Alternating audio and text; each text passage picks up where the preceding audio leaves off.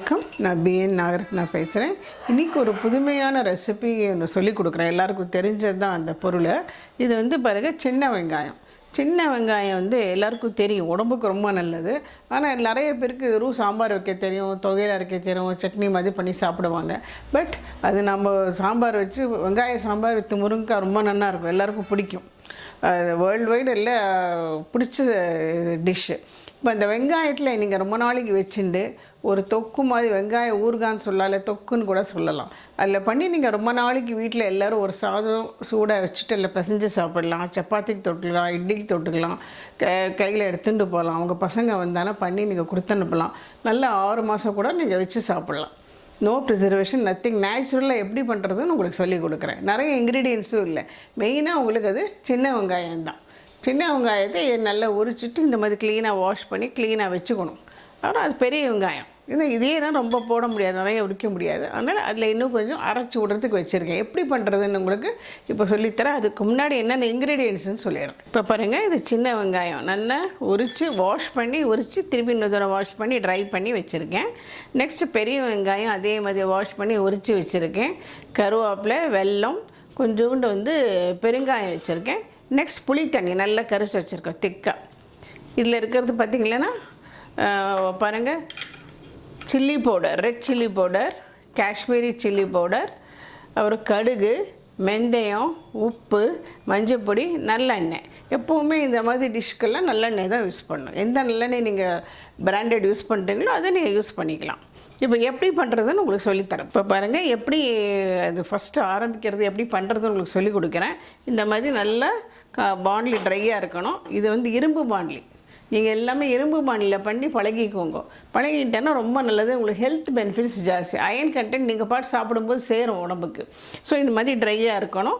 கொஞ்சம் ஆயில் தடவி இருக்கேன். இது ட்ரை பாண்ட்லியில் இந்த கடுகும் வெந்தயம் ரெண்டுமே வறுத்துடணும். பாருங்கள், இப்போ அடுப்பு பற்ற விட போகிறேன். ட்ரை பாண்ட்லியில் கடுகும் வெந்தயம் நல்லா வறுத்துட்டு பொடி பண்ணி வச்சுக்கணும். ஃபஸ்ட்டு பாண்ட்லி சூடாட்டம். கடுகு நான் ஓரளவுக்கு போட்டிருக்கேன். நான் எவ்வளோ நம்மளுக்கு வேணுமோ அவ்வளோ பவுட்ரு பண்ணி வச்சுக்கலாம். இது அது மொத்தமும் போட போகிறதில்ல. அது அந்த நம்மளுக்கு அந்த கிரேவி எவ்வளோ அரைச்சது அதை பார்த்துட்டு நாம் அந்த போட போகிறோம், கடுகும் வெந்தயமும்.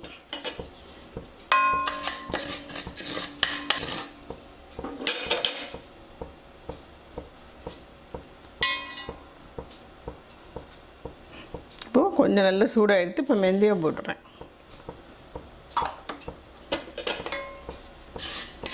பாண்ட்லி சூடிக்கு அது வறுப்பட்டோன்னா கொஞ்சம் நேரம் கழித்து பாண்ட்லி இந்த கேஸ் ஆஃப் பண்ணிவிடுவேன். இந்த பாண்ட்லி நல்லா ஹெவி, நல்ல சூடு, அதுக்கே அது செட் ஆகிடும். அப்புறம் இந்த மிக்சியில் போட்டு நல்லா பவுட்ரு பண்ணி வச்சுக்கணும் உணவும். ஸோ கேஸ் ஆஃப் பண்ணிவிட்டேன். இப்போ உங்களுக்கு எல்லாம் சவுண்டு கேட்கும்னு நினைக்கிறேன். எப்படி வெடிக்கிறது பாருங்கள், அப்படி வெடிக்கணும்.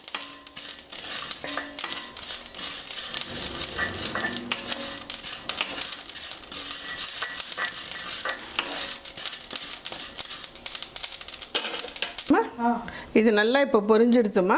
இது ஒன்று இடுக்கில் தூக்க முடியாது, பாண்டிலியை வைட்டு அதில் துணி வச்சு தூக்கி நான் இறக்குறேன். அது கொஞ்சம் ஆறிந்தும் மிக்சியில் நம்ம நல்லா நைஸாக பொடி பண்ணிவிடுவோம். இப்போ பாருங்கள், அது வறுத்தாச்சு. இது ஆறுற வரைக்கும் நம்மளுக்கு கொஞ்சம் இந்த வேலையெல்லாம் பண்ணிக்கலாம். அது லாஸ்ட்டில் தான் போட போகிறோம். ஸோ இப்போது கேஸ் பற்ற விட போகிறேன். திருப்பி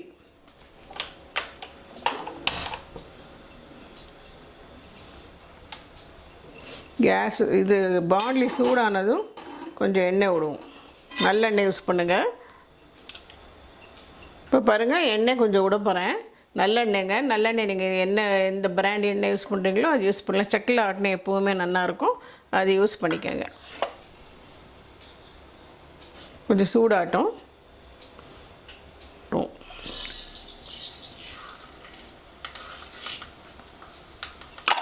பெருங்காயம் இதில் போடுறேன். போட்டுட்டு அரைக்கும்போது அதை எடுத்து மிக்சியில் போட்டு அரைச்சி விடலாம்.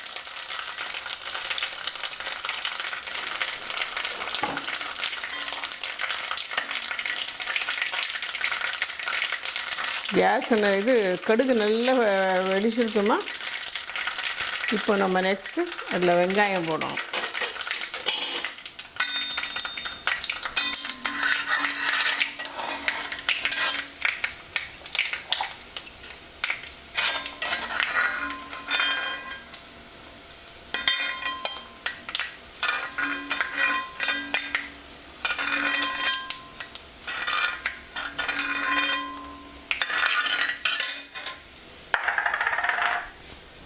இப்போது இந்த சின்ன வெங்காயத்தை இதில் போட்டுடலாம். போடுவேன். மஞ்சள் பொடி போட்டுக்கோங்க. மஞ்சள் பொடி எடுத்து வச்சுருக்கோம்ல, இதில் போட்டுருங்க மஞ்சள் பொடியை. மஞ்சள் பொடி போட்டு கருகிறதுக்குள்ளே வெங்காயம் போட்டுருவோம்.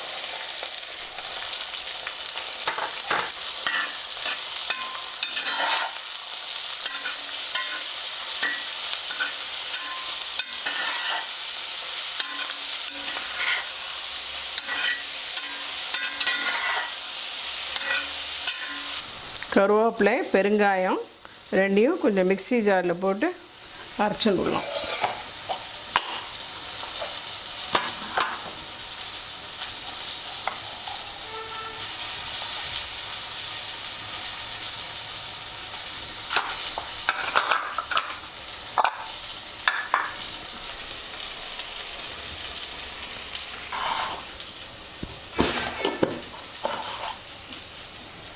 கொஞ்சம்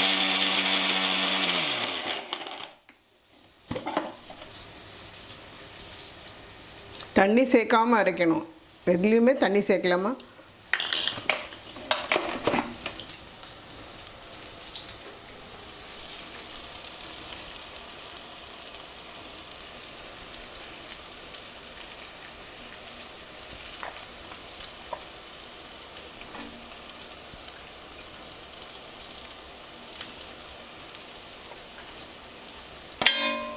இந்த கடுகு வெந்தயத்தை அரைச்சிடுவோம். ஓகே.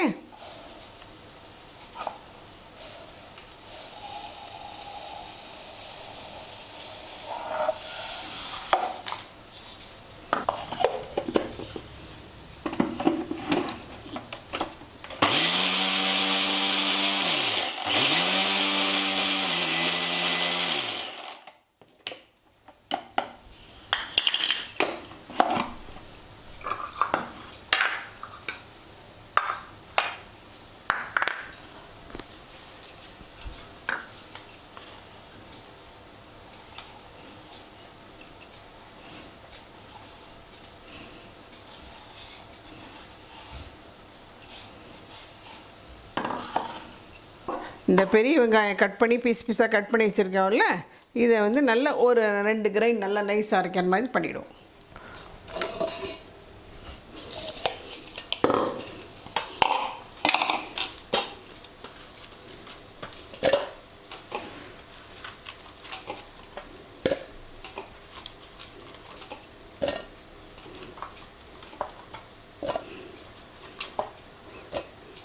இந்த வெங்காயத்தில் இருக்க தண்ணியே போகிறோம். எதுவும் எக்ஸ்ட்ரா தண்ணி எதுக்குமே தண்ணி விடலை. ஓகே, அவ்வளோதான்.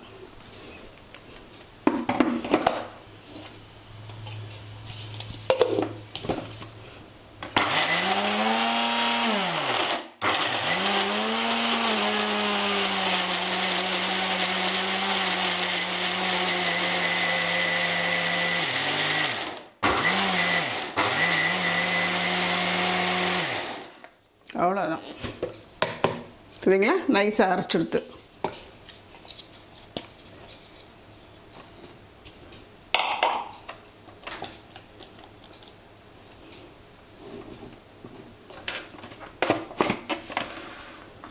இந்த பாண்ட்லிக்கு நல்லா சூடாக இருக்குது.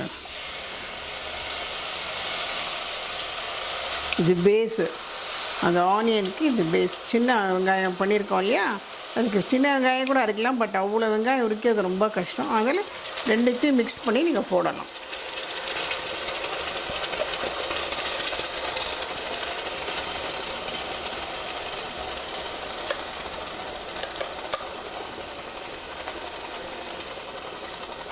இல்லை எதுலேயுமே தண்ணியே யூஸ் பண்ணலாமா? வெறும் அந்த வெங்காயத்தில் இருக்கிற தண்ணி தான். ஓகே.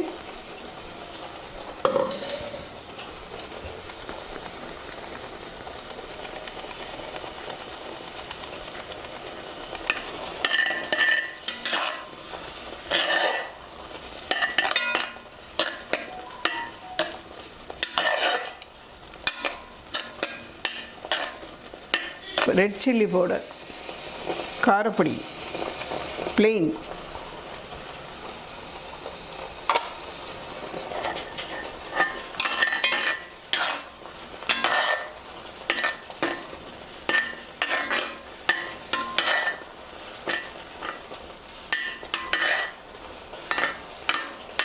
இப்போ பாருங்கள், காஷ்மீரி சில்லி பவுடர்.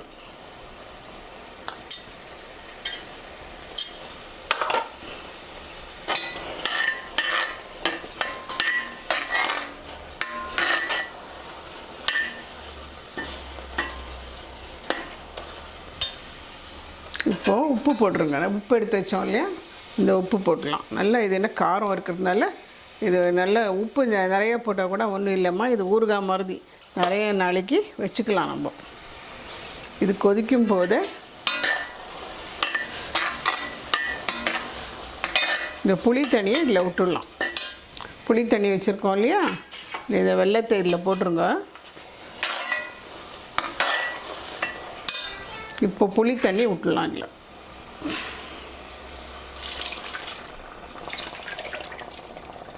நல்லா கட்டியாக கரைச்சி வச்சுருக்கிற புளி தண்ணியை இதில் விட்டணும்.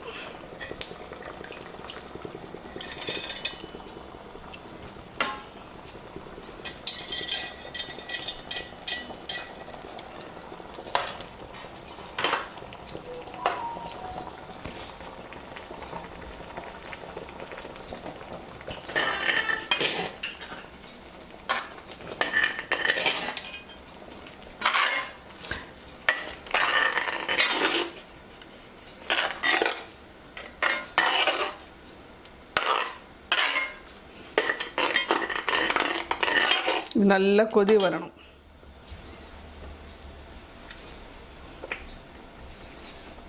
கொதி வந்ததும் இந்த கடுகு வெந்தயம் அரைச்சிருக்கோம் இல்லையா, இந்த கப்பு அதை அதில் போட்டுடலாம். நல்லா கொதி வரட்டும்.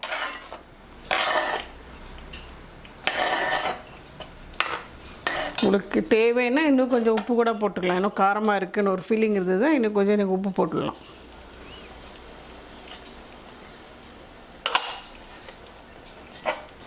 நம்ம உப்பு எந்த உப்பு யூஸ் பண்ணுறோங்கிறத பொறுத்து இருக்குது. டாட்டா சால்ட் இருக்குது, பிங்க் சால்ட் இருக்குது. எது யூஸ் பண்ணுறோம்? நான் ஆர்டினரி சால்ட்டு தான் யூஸ் பண்ணியிருக்கேன்.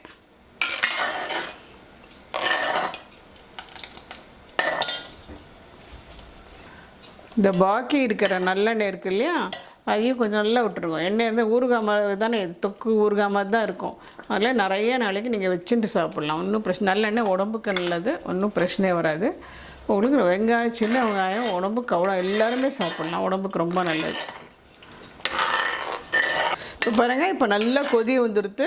அதில் விட்டுருக்கிற எண்ணெயில் அப்படி சைடில் வருது. இப்படி வரும்போது நல்லா கொதி வரும்போது இந்த கடுகு வெந்தயம் நம்ம போட்டிருக்கோம் இல்லையா, ட்ரை ஃப்ரை பண்ணிவிட்டு மிக்சியில் போட்டு எடுத்து வச்சுருக்கோம். அது அப்படி கொஞ்சம் கொஞ்சமாக இதில் போட்டிருக்கோம்.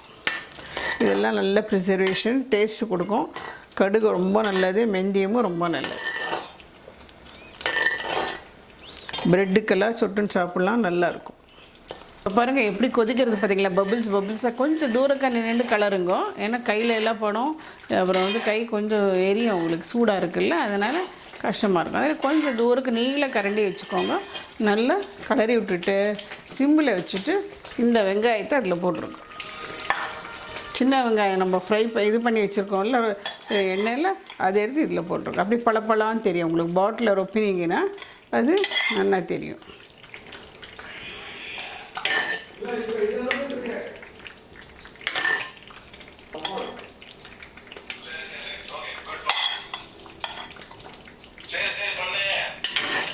மனோஜ்,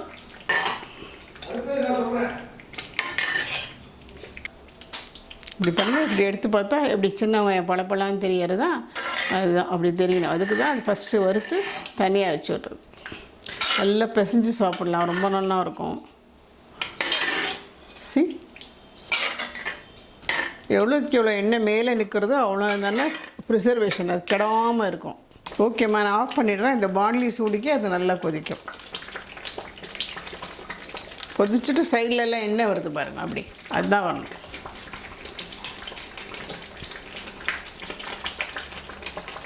ஃபினிஷிங் பாருங்கள் எப்படி வந்திருக்குன்னு. உங்களை இதே மாதிரி ஒரு ரெசிபியோடு அடுத்த வாரம் சந்திக்கிறேன். வணக்கம்.